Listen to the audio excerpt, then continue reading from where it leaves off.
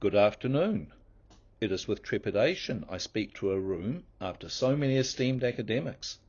I feel more at home with the tribal folk of the Hindu Kush mountains, or on a river in India, named by Pliny as the Yamuna, which means twin in Sanskrit, because the Ganges runs parallel to it. Once upon a time, on the banks of the river, a beggar found a bit of what he deemed glass. Showing it to a silversmith, he sold it for 1 rupee. The purchaser carried his prize to Agra and sold it for 5,000 rupee, for it was a diamond. The finder naturally wished to have a portion of the profit, and on refusal waylaid and slew the silversmith. The assassin was captured and carried off to Agra to be tried.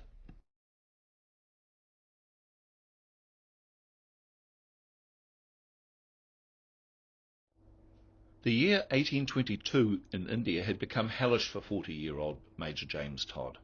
He was suspected of corruption by his superiors in Calcutta. Todd had been in India for about 20 years, mostly intelligence work. He had been appointed political agent by the East India Company for Rajputana, the legendary Rajasthan, the land of kings. Todd had been initially hugely successful in his appointment. His superiors in Calcutta, on the other hand, thought he was far too sympathetic towards the Rajputs and suspected he was up to no good. There was no evidence. Nevertheless, Todd's work was restricted, and in 1823, due to declining health and reputation, Todd resigned his post in disgust. He returned to England shortly afterwards. Whilst in India, Todd had a guru, or Indian teacher and guide, and during conversations about ancient cities, heard the story of the poor man and the diamond, and this clue led directly to Todd finding the first Indo-Greek coins near the Yamuna River in 1822, exactly 200 years ago. The poor man, who was cheated of his diamond, had inadvertently discovered a lost ancient Greek city in India.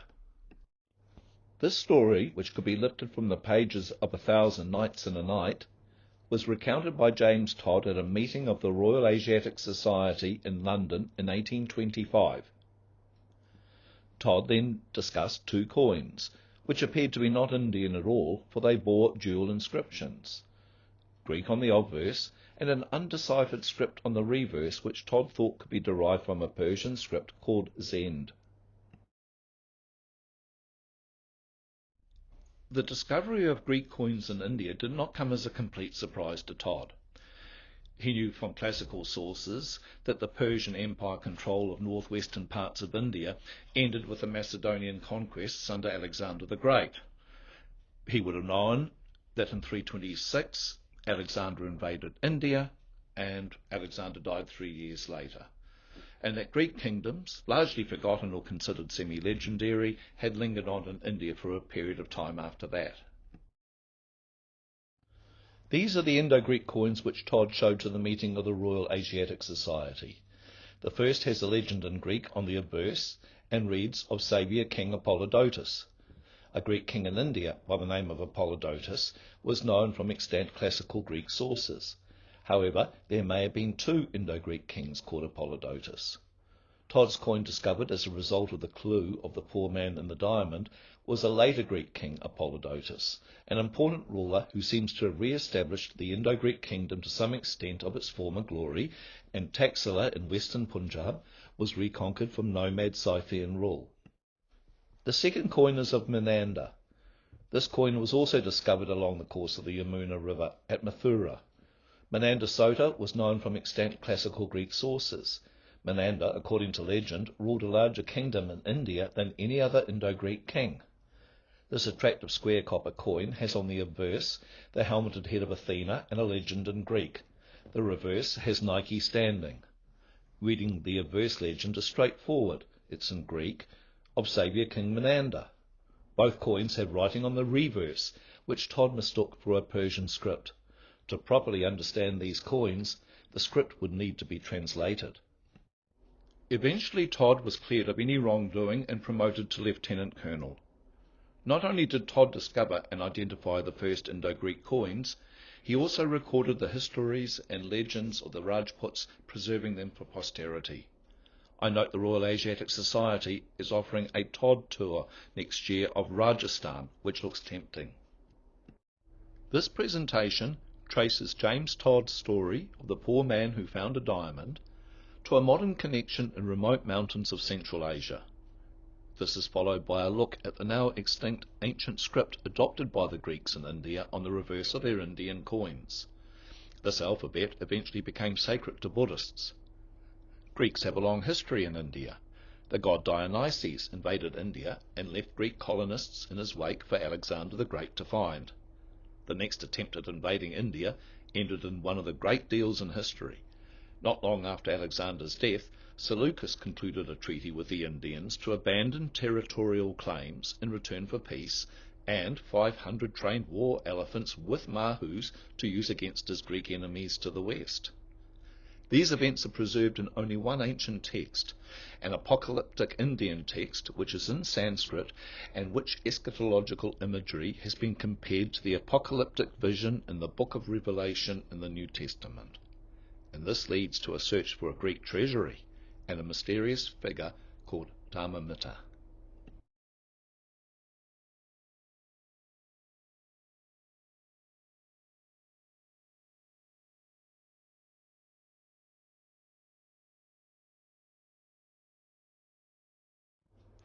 Deep in a few valleys, high in the Hindu Kush mountains, live a remarkable people called the Kalasha.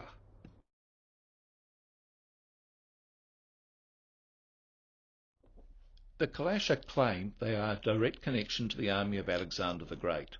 A Kalashi tribal man was quoted saying, "Long, long ago, before the days of Islam, Sikandar-i-Azim came to India, the two-horned one whom you call Alexander the Great.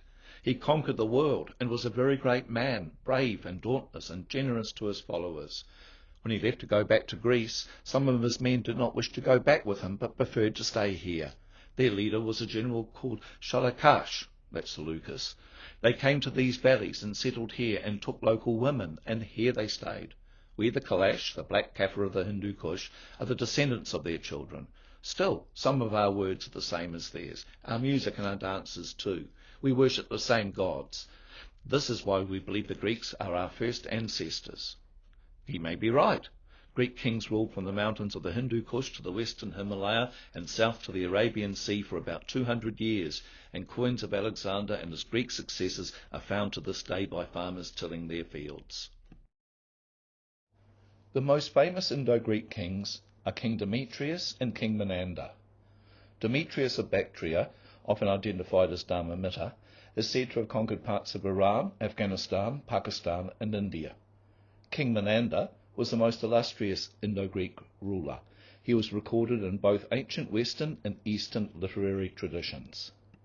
Two Eastern scripts appeared on the coins of Indo-Greeks: Kharoshti, an extinct script once used in Central Asia and India, and Brahmi. Descendants of the script continue to be used today across Asia. The first coins to bear legends in these scripts were those of the Indo-Greek kings. Indo-Greek kingdoms remain among the least understood of the ancient world. In fact, only 8 Greek Maharaja are known from literary and epigraphic sources, while over 40 can be identified from numismatic evidence alone. The Wikipedia article is not very useful either. The words perhaps, may, and possibly appear in that article no less than 73 times.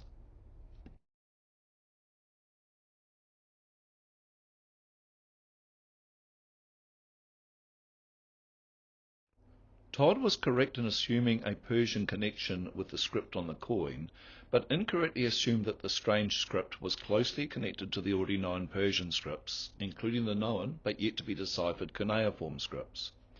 The script Todd discovered was not deciphered during his lifetime. This was achieved by British numismatist and assay master at the East India Company's Mint at Calcutta, James Prinsep, using bilingual coins of the Indo-Greek kings. I've aligned Prinsep's remarks on the Kharoshti consonant ma, as in Maharaja, against an example of Menander's coins. Prinsep's paper appears in the Journal of the Asiatic Society of Bengal, 1835, between a report on the tides at Madras and the presentation to the Society's museum of an 11-foot stuffed alligator which had the head and horns of a buffalo. Prinsep died before the name of the script he had deciphered was discovered. It was often called Bactrian. In fact, the script is called Kharoshti. Kharoshti is an extinct Indo-Iranian script used in India and Central Asia for nearly 1,000 years. It was used to write Sanskrit and its northwest India dialects, the Prakrits. The script was utilized by the Persians, Indo-Greeks, Scythians, Parthians, and Kushans. Kharoshti may have survived until the 7th century in the oasis towns of Khotan and Nia in the southern Taklamakan desert. Coins with Kharoshti legends come to light in quite large numbers. The earliest references to the script's name, Kharoshti, are in the ancient Indian religious texts. The Lalita Vistara Sutra enumerates the names of dozens of scripts and places Kharoshti second to Brahmi. There are a few theories regarding the name Kharoshti. A particularly ingenious theory is that Kharoshti, which was frequently written onto parchment, i.e. animal hides, derives from Khara, meaning donkey or ass in Indo-Aryan, and posta, meaning skin or hide, which by omission of p becomes osta, meaning lip, hence lips of a donkey. With a little imagination, the characters of the script could resemble the moving lips of an animal. Another theory is that Kharoshti derives from Cyrus II the Great, the 6th century BCE founder of the Achaemenid Empire, the first Persian empire, whose name in Old Persian is Kurush. Cyrus extended his territory to the Indus River around 535 BCE. The Persian Empire used Aramaic in the administration of its empire, which it inherited from the previous Neo-Assyrian Empire, and certain characters in Kharoshti are derived from the Aramaic script. This is the Kharoshti alphabet as it appears on coins. The suffix sa is the Prakrit genitive which means coin of, sa being the Prakrit form of the Sanskrit genitive asya. The Kharoshti alphabet is called the Arapachana after the first 5 letters. The Arapachana was used in Gandharan Buddhism as a mnemonic for remembering a series of verses on the nature of phenomena. In Tantric Buddhism, the alphabet was incorporated into ritual practices and later became enshrined in mantras. 50 years after the heydays of Ashoka the Great, Brihadratha came to the throne. He ruled for about 7 years. Brihadratha was the last ruler of the Mauryan Empire, centred on the capital of Pataliputra. The empire had shrunk considerably in the 50 years from the time of Ashoka. The year was about 180 BCE. The Emperor of India was watching a magnificent parade. Musicians played for dancing girls, poets recited, snake charmers, and perhaps some were imbibing a drink called soma, believed to be the nectar of the gods and reputed to contain psychoactive substances. The Emperor, Brihadratha, was watching from his golden throne in the city of Pataliputra, the Mauryan capital. All sounds like a lot of fun. But unexpectedly, one of the war elephants broke from the ranks of the parade. At first, the crowd thought the elephant had gone musk or berserk, but in fact, the mahu was under strict orders. While the musicians, dancing girls, palace eunuchs, and the crowd watched in horror, the elephant trampled to death the rightful ruler of India. This dastardly act ended the rule of the Mauryan dynasty and established the Sanga dynasty.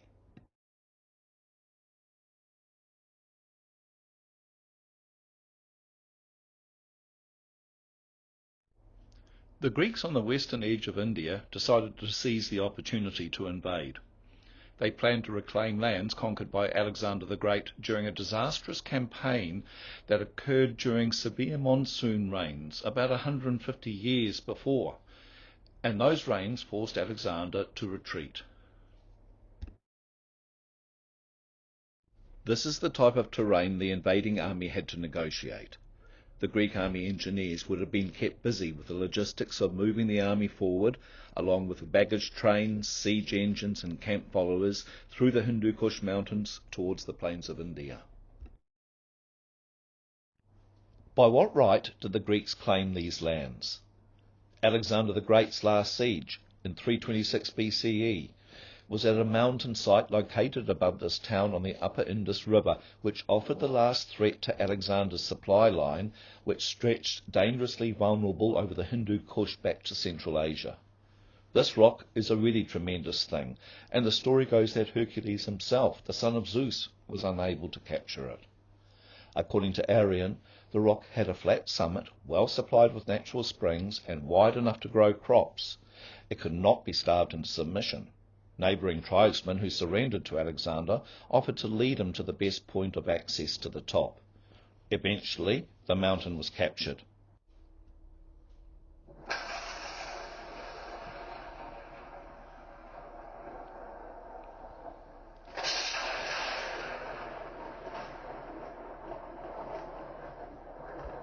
And thus Alexander was left in possession. The Swat Valley is very lush, and the Greek army would have been pleased to get fresh supplies and some luxuries too. Here is a timeless scene: nomadic beekeepers, presently on the Swat River. Possession of the rock, the Greek army gathered on the edge of the plains of India in the city of Taxila. This was their main staging post, which had baffled Hercules himself. This is the Greek part of the great city of Taxila. The Macedonians called the rock Ionos.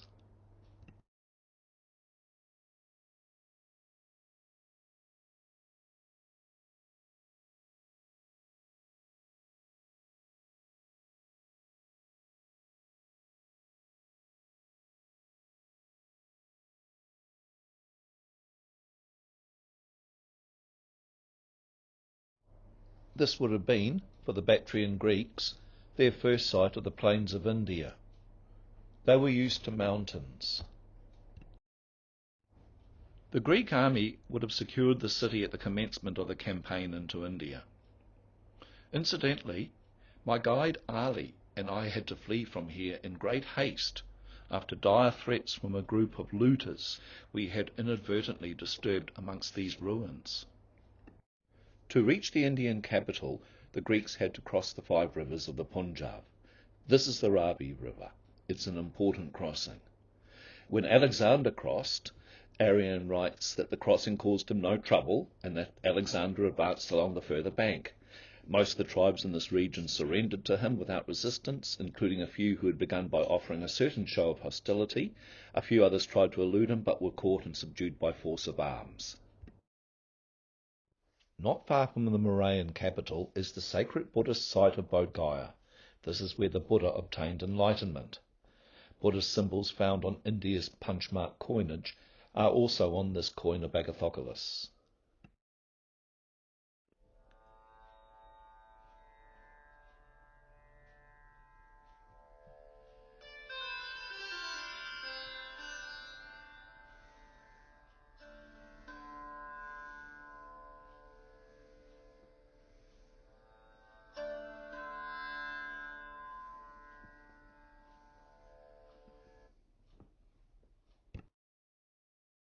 This is where the Greeks were heading.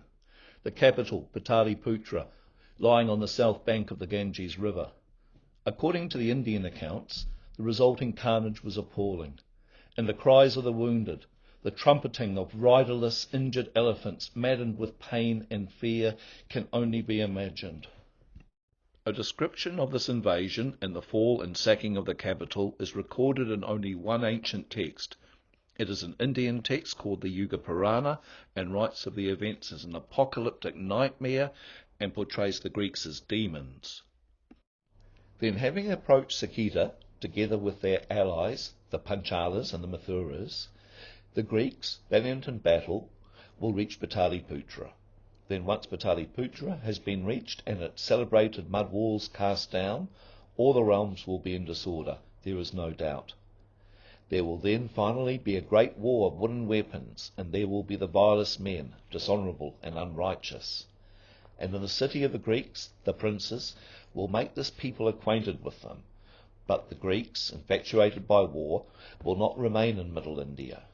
There will be a mutual agreement among them to leave, due to a terrible and very dreadful war having broken out in their own realm, there is no doubt. Then at the disappearance of those Greeks, due to the power of the age of Yuga, there will be 7 mighty kings in Saketa. The importance of the Yuga Purana is primarily as a historical document. It is a Sanskrit text. Present versions of the Yuga Purana are in Devanagari script, but paleographic analysis suggests the shloka, which comprise the Yuga Purana, were originally written in Brahmi script, which is an ancient precursor of Devanagari and an indication of the Yuga Purana's great antiquity. The extant manuscripts of the Yuga Purana are in poor form and considered by scholars as highly corrupted over its 2,200-year-old history.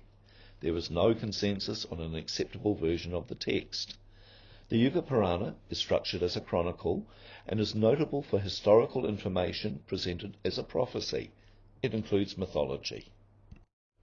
While preparing for this conference in Christchurch, I came across a reference in an article in the Journal of the Bihar and Orissa Research Society, 1928, by Dr. Jayaswal, in which he suggested a word in shloka, line 111, of the Yuga Purana may derive from a word meaning Greek treasury.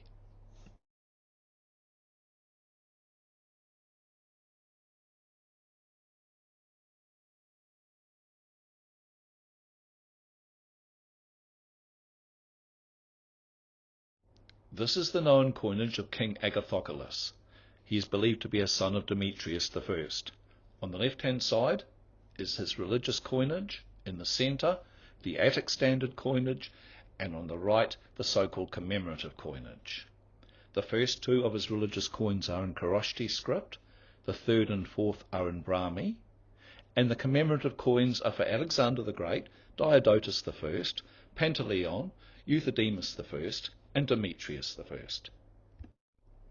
This is Dr. Jayaswal's alternative reading of Shloka 111 of the Yuga Purana. The Sanskrit sentence is interesting, but this is not a Sanskrit conference, and our numismatic interest is in the appearance of the words Tamavrida, Greek Treasury, Senior Officers.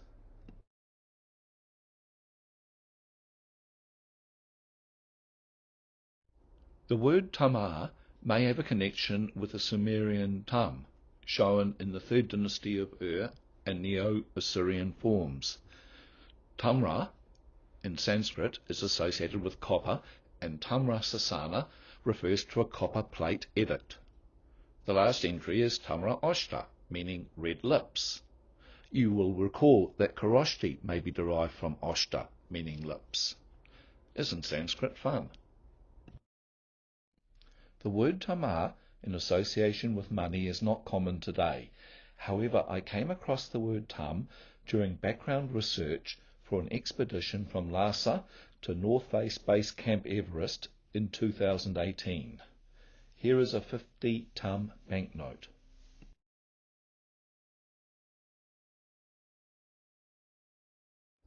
Tibet has the Tanka, which is derived from the word Tam.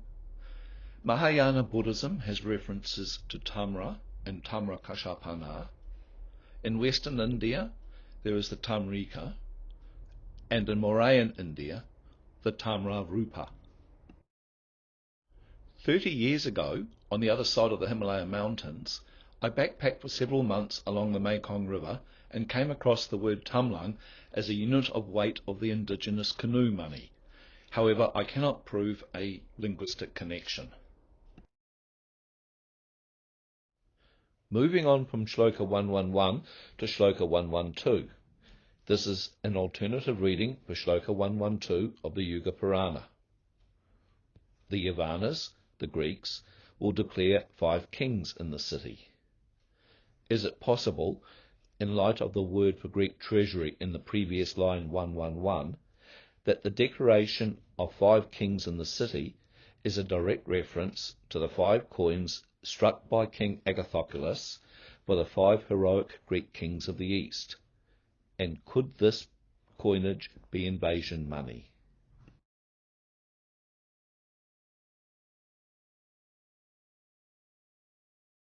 So who is Dharmamita? William Dalrymple, the popular historian and author based in Delhi, says that Dharmamita is Demetrius. Cordier's comment there indicates that Dharmamita is someone other than Demetrius, and there's also the possibility that Dharmamita never existed. These are the 4 scripts used by Emperor Ashoka on his religious edicts, which were engraved onto pillars and rocks over the Indian subcontinent about 2 generations before the Indo-Greeks. The scripts are Brahmi, Kharoshti, Greek, and Aramaic. In Pataliputra, now called Patna, I once heard a folk story that the reason for Emperor Ashoka's conversion to the Dharma, or religious law, was upon discovering his only daughter in a flood of tears, and upon inquiry the girl sobbed out, "I love you, Daddy, but you have killed so many people. You're destined to hell." This apparently deeply shocked Ashoka, hence his sudden religious conversion. This matches coins of Agathocles with the scripts of the Ashokan edicts, the Brahmi edicts and the Brahmi coins, the Kharoshti edicts and the Kharoshti coins, and the Greek edicts and the Greek coins. There are no known coins in Aramaic. There is an Ashokan stone edict at Mansehra in northern Pakistan. This homemade cable car near the edict is a common form of transportation to cross valleys in the Hindu Kush. The word Dharma is interesting.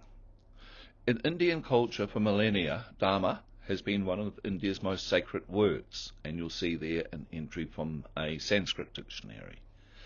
The general meaning of Dharma means law or principle. Dharma is often represented by the wheel, called in Sanskrit the Dharma chakra, and it appears, as you can see, on the centre of the flag of India. Interestingly, the Indus Valley glyphs show a similar symbol.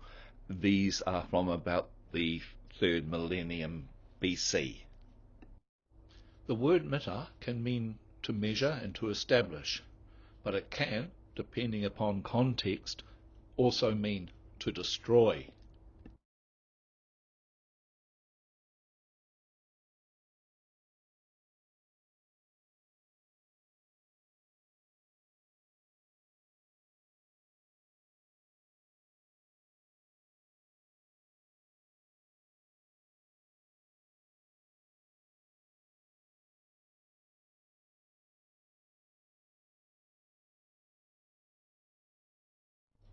The sentiments of so-called holy wars.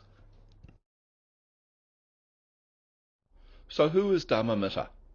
Could Agathocles be Dharmamita? Does his coinage uphold the Dharma, the law, or does his coinage destroy the Dharma? He struck the first bilingual Greek Kharoshti and Greek Brahmi coins with Indian religious themes, as well as the 5 commemorative coins struck for Alexander the Great and other heroic Greek kings of the East. And I wonder how much of the Indo-Greek coinage was struck from re-smelted Indian Kashapana. Jayaswal's line reads, "The Dharmamita Tama elders will fearlessly tax the people." And the question of whether there is an implied mention in ancient Indian literature of commemorative coins of Alexander the Great and 4 other heroic Greek kings of the East. I began this afternoon's presentation with the story of the poor man who found a diamond. Just 2 months ago, not far from there, a poor man found another diamond. This gemstone is believed to be of high quality and is expected to fetch more than 7 million rupees. The discovery of the diamond has made the finder, a father of 3, a sensation in his village. The family will use the money to build a house and set up a business. God has listened to our prayers, they said. And peace upon you too, and thank you for your time.